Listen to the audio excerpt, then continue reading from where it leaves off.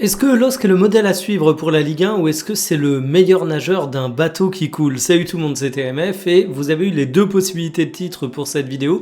Vous êtes tombé soit sur l'un, soit sur l'autre, mais c'est assez intéressant parce que selon moi, les deux titres sont valables, les deux titres disent une chose pertinente pour le LOSC, mais ils ne tirent pas exactement les mêmes conclusions. Dans cette vidéo, on va revenir sur la gestion du LOSC, un point que j'avais déjà évoqué dans le journal TMF, un point qui m'a l'air particulièrement intéressant au regard de ce mercato estival, mais aussi de ces dernières années du côté lillois. Je trouve que c'est un club qui bosse bien, qu'on ne dit pas assez. J'ai moi-même tendance à beaucoup plus commenter l'actualité du Paris Saint-Germain, de l'Olympique Lyonnais, de l'Olympique de Marseille, parce que finalement, ce sont des clubs qui sont plus commentés en France. Je vois donc plus d'articles sur le sujet et j'ai tendance à beaucoup faire de vidéos en réaction à ce que je lis, donc forcément, ça fait qu'on oublie un petit peu Lille, mais malgré tout, j'ai pas mal de réflexions pour les Lillois et je me disais qu'on allait les partager dans cette vidéo. Alors, on va commencer en parlant de la gestion du LOSC, parce que je trouve qu'entre l'époque lointaine de Gérard Lopez et aujourd'hui, il y a une métamorphose qui te fait passer quasiment de dernier élève de la classe, mais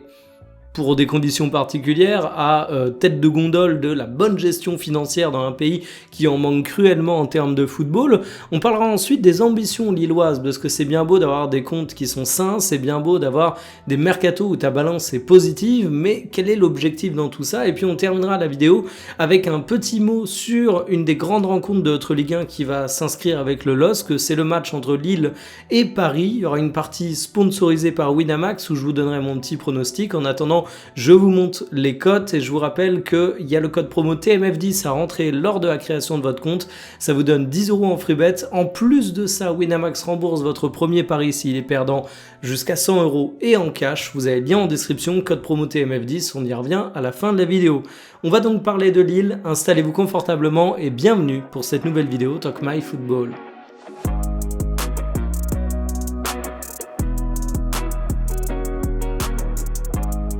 On a tendance à oublier que Gérard Lopez, avant d'être le fossoyeur des Girondins de Bordeaux, il avait jeté son dévolu et ses griffes sur le LOSC, et c'est quelque chose qui a quand même laissé un héritage relativement lourd. Aujourd'hui, on voit le LOSC comme le bon élève financier de la France, et à raison, parce qu'il y a eu une très bonne gestion de la part d'Olivier Nétan et du reste de la direction, mais on revient quand même de loin, et avant d'être le club qui affiche aujourd'hui une santé financière solide, le LOSC a dû rembourser des dettes qui ont été contractées dans des conditions assez particulières, qui n'était pas forcément très avantageuse pour le club et qui surtout mettait sa santé financière en danger.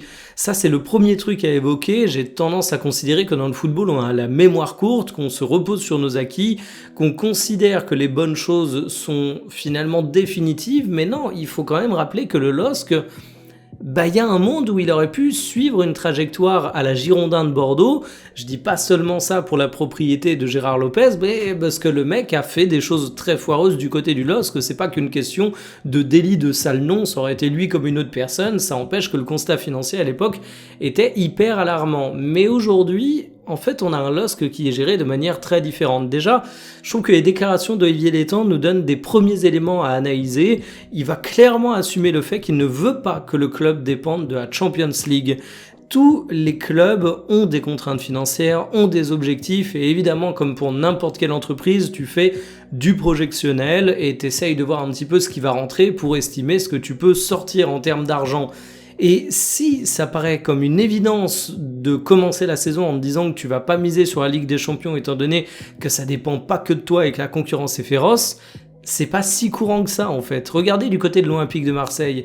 Je ne compte plus le nombre d'années où l'OM était dimensionné pour aller chercher la Champions League et où c'était une catastrophe industrielle s'il n'arrivait pas à décrocher cette qualification.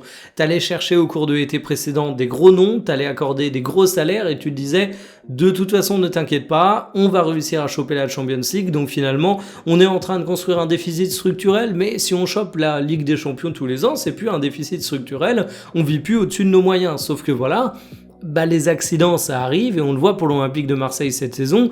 Et qu'on soit clair, je parle de Marseille, mais est-ce que tous les clubs remplissent exactement tous les objectifs européens qu'ils se fixent? Bien sûr que non.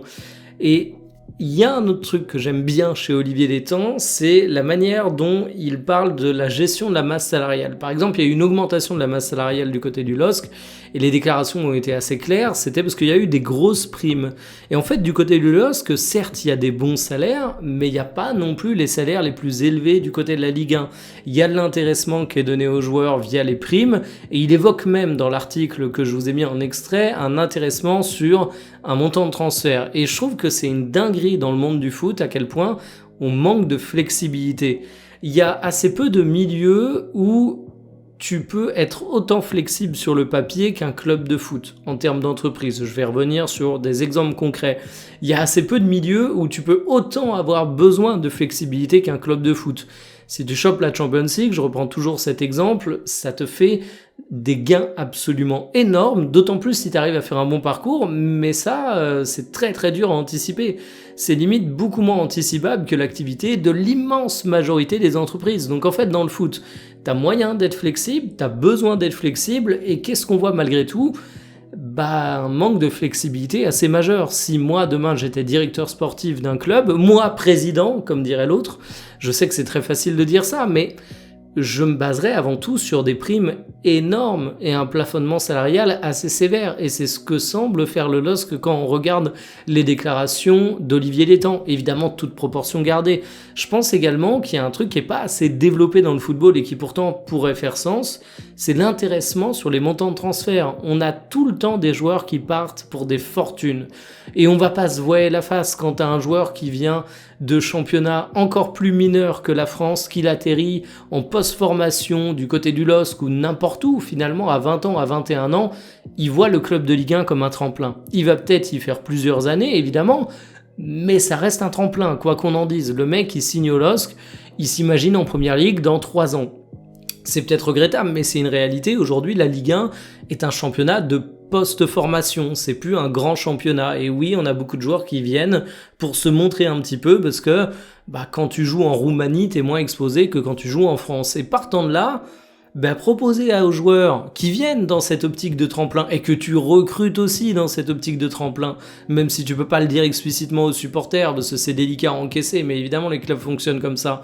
Dire aux joueurs, ok, tu viens, t'as peut-être pas le plus gros salaire, mais si t'as des bons résultats, t'as des grosses primes, et surtout toi qui rêves de signer en Première Ligue dans 3 ans, on est au courant, tu toucheras un intéressement sur le montant de transfert, je trouve que ça peut faire sens. Et du coup, on en vient à la fameuse flexibilité dont tu as besoin pour bien gérer un club de foot.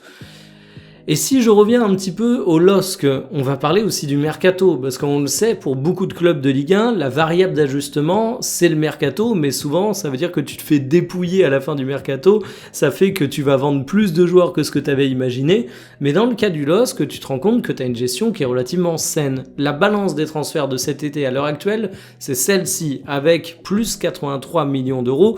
Merci l'énorme vente de Boady, elle te permet d'être plus ferme sur d'autres dossiers comme Fernandez Pardo, où tu peux exiger 60 millions d'euros, 70 millions d'euros même, parce que tu as refusé 60 millions d'euros de la part de Newcastle. Ça dépendra peut-être de la volonté du joueur, on sait qu'il pousse vers un départ, on va pas revenir sur ce drama, mais en tout cas, les finances du LOSC aujourd'hui sont saines et ils peuvent même se renforcer encore un petit peu, qui resteraient dans une balance hyper positive, alors qu'ils sont pas dépendants de ça en plus. Ça fait partie des rares clubs qui n'ont pas besoin de cette variable d'ajustement. Et en fait, ils ont toujours eu ça. Si tu reviens, toujours ces dernières années, la saison précédente, t'as encore une balance positive, cette fois elle est à 62 millions d'euros en arrondissant. Chevalier, Diakité, Zegrova, Gunmundsson, c'était les principales raisons. Ça fait d'ailleurs mal pour le PSG quand tu penses à ce montant, et Zegrova qui voulait un grand club, je rappelle qu'à la Juventus il a joué 525 minutes de jeu la saison passée, et c'est même pas à cause de grosses blessures, c'est des questions de temps de jeu tout simplement. Donc ça fait encore de la thune, et encore la saison précédente, tu rentrais cette fois 36 millions, on va dire 37 millions dans les caisses, la fameuse vente de Lenny Yoro qu'on a tendance à oublier, on l'oublie car il est très décevant à United, mais c'est plutôt bien géré. Et là-dessus, t'as des comptes qui sont plutôt bien gérés, t'as des balances de transfert qui sont plutôt positives pour le LOSC, t'as pas des salaires qui sont distribués de manière abusée, on le voit dans l'enquête du journal L'Équipe qui sort tous les ans, et cerise sur le gâteau, t'as Olivier Létang qui avait déclaré en 2024 que la période Gérard Lopez, son fameux LBO et les dettes liées ont été remboursées, donc ouais, le LOSC est un des clubs les mieux gérés de France, que ce soit sur les revenus organiques, mais aussi sur comment tu gères ton mercato. Le LOSC génère plein de thunes, on l'a vu, le LOSC a épongé ses dettes, on l'a vu, et d'ailleurs je vous mets encore une fois un article de Le Petit Lillois comme source, mais il faut dire que sur les finances du club, il ressortent énormément, ici Létang l'avait évoqué chez Europe 1, mais pour retrouver de bonnes citations, on va chez le média lillois en l'occurrence, donc big up à eux. Sauf que derrière on peut se dire que le LOSC n'ont pas forcément recruté de manière hyper importante, ils n'ont pas forcément tout le cash qui est réinvesti, et on peut se demander où va cet argent. Bah, il va dans les comptes du club, mais l'idée c'est de se dire ok, à quoi ça sert? Bah déjà je trouve qu'il y a une gestion qui est plutôt prudente et plutôt saine du côté de Lille, et surtout, est-ce que vous estimez qu'actuellement l'effectif lillois il pue? Parce qu'en fait, il faut regarder un petit peu les ambitions qui sont affichées par le LOSC. Le LOSC va assumer le fait qu'il vise une place européenne, mais il n'y a pas de communication explicite sur le fait qu'ils vont chercher le podium. Je trouve ça plutôt prudent parce qu'au final, Monaco, c'est une très belle équipe, l'OL, c'est une très belle équipe, Marseille, c'est une très belle équipe. Ils vont peut-être se faire un peu dépouiller sur la fin de ce mercato, mais en attendant, il ne faut pas insulter l'avenir. Je peux ajouter à ça le Stade Rennais, je peux ajouter à ça évidemment le RC Lens, incontournable désormais. Donc vous vous rendez compte qu'il y a beaucoup de candidats pour le podium, et je vais même pas parler du Paris Saint-Germain, mais on considère qu'ils ont automatiquement une place. Eux, il n'y a pas trop d'indécision. Il y a peut-être à la limite une indécision sur la première, mais il n'y a pas d'indécision sur le podium. Et donc en fait, ce serait assez cavalier de s'aventurer sur un podium alors que tu n'as pas de certitude.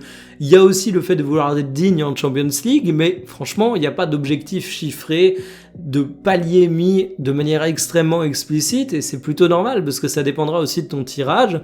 Et franchement, aujourd'hui, tu vas avoir quoi comme ambition et comme communication explicite en France ? Le fait d'avoir un titre, bah, soyons honnêtes, hein, à un moment, moi je suis pas anti-parisien, mais il faut quand même avouer que la fameuse phrase comme quoi il y a 2 championnats avec et sans le PSG, elle existe quand même un petit peu, et aujourd'hui c'est dur de dire je vise le titre de X ou Y en France, parce que tu sais qu'en face tu auras le Paris Saint-Germain et tu passeras jamais favori.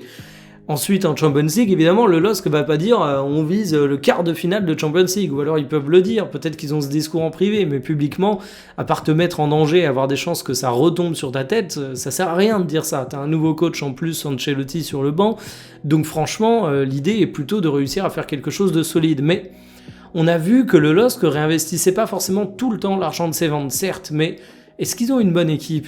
Oui, franchement, si on regarde le 11 qu'ils ont aligné la saison passée, par exemple, bah t'as quand même de sacrés joueurs. Alors il y en a quelques-uns qui vont partir évidemment, mais si on regarde la grosse fiche Maxi Foot avec tout l'effectif, t'as quand même matière à remplacer Boadi par exemple. Ben Taleb, il peut aider au milieu terrain, c'est un sacré joueur. Mouko qui est à droite sur le 11, il peut aussi jouer milieu. Il a d'ailleurs débuté la saison ici pour le premier match dans le double pivot. T'as Mbappé, t'as Giroud en pointe à la place de Fernandez Pardo. Tu peux même regarder l'intégralité de la fiche de l'effectif lillois avec tous les postes. Ici, c'est à l'heure où je registre la vidéo. C'est assez complet, je vais pas tout vous faire en détail. Mais alors là, tu peux te dire... Ok, est-ce qu'ils vont encore recruter à la fin du mercato? Bah de mon côté, je l'espère, et je pense qu'ils ont même un petit peu de rap financièrement, mais le but affiché et les ambitions du LOSC, bah ouais, c'est le fait de retrouver une place européenne.